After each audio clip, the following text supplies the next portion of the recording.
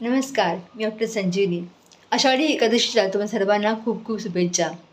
माझ्या तुमच्या सर्वांच्या मनातल्या इच्छा हा विठुराय नक्की पूर्ण करेल हीच प्रार्थना.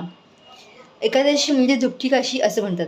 खरं तर हे खरं आहे. उपवास म्हणलं की आपण उपवास आहे म्हणून बरंच अब्बड खातो. जसं की चिप्स, तळलेले पापड, पुन्हा वडे किंवा मग तसेच चिवडा असं काही काही. आणि ह्यामुळेच मग आपल्याला ॲसिडिटी, ब्लोटिंग, इंडायजेशन होतं. हा त्रास होऊ नये म्हणून खरं तर आपण उपवासाच्या दिवशी सात्विक आहार घेतला पाहिजे. जसं की दूध, दही, ताक, फळं, फळांचे रस किंवा मग नारळ पाणी आणि अगदीच गरज लागल्यास शिंकाडा किंवा राजगिरा या सगळ्यांची थालीपीठ. त्याबरोबरच उकळल्या बटाट्याची भाजी तुम्ही घेऊ शकता.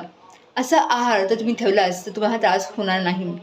उपवास करणे म्हणजे जिभेचे सोचले पुरवणे नव्हे, तर मंत्रोच्चार, नामस्मरण ह्यातून परमात्म्याशी एकसंध साधणं म्हणजेच उपवास करणं होईल. सो इथून पुढे उपवास असेल तर नक्की तळलेले तेलकट पदार्थ न खाता साधा आणि सात्विक आहार घ्या. आपल्या आरोग्याची काळजी घ्या. मंत्रोच्चार, नामस्मरण करा आणि परमात्म्याशी एकसंध साधा. रामकृष्ण हरी.